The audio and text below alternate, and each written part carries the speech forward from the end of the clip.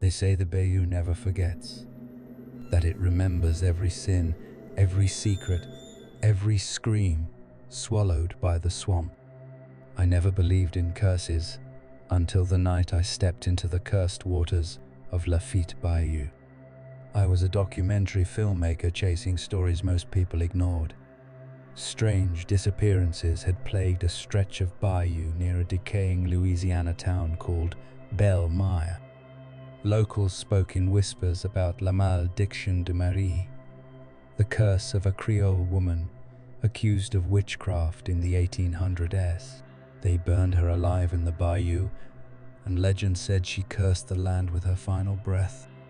I dismissed it as superstition. I wish I hadn't. I arrived late afternoon. The air hung thick with humidity, and the smell of decay seeped through everything. Spanish moss drooped like rotting curtains from cypress branches, and the water below looked like tar. The old guide I hired, Emile, refused to go past a certain point. "She watches from the trees," he muttered. "You go past the hanging cypress. You don't come back, right?" I laughed it off and continued alone with my camera. As night fell, the world turned unnaturally still. No crickets, no frogs, just silence. And then came the whispers, faint at first, like voices carried on the wind.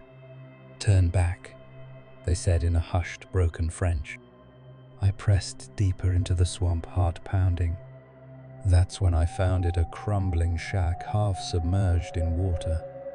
Inside, decayed voodoo dolls hung from the ceiling, and strange symbols were etched into the wood. On a rotted table sat an old mirror, blackened and cracked. When I looked into it, I didn't see myself. I saw her. Her face was scorched and skeletal, eyes glowing red, lips moving in silent rage. My body seized, unable to move as her reflection stepped forward. Out of the mirror, I ran, crashing through the underbrush, but the trees twisted and shifted behind me like they were alive. I reached the boat, but it had sunk, only the rope remained. And then I saw her standing in the water, her dress soaked, her face expressionless. The whispers grew louder, now screaming in my ears.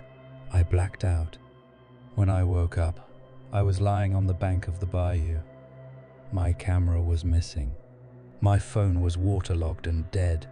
Emile found me the next day wandering aimlessly through the woods, muttering in a language I don't speak. It's been 6 months. I've tried to go back to my life, but I hear the whispers every night. In mirrors, I don't see myself anymore.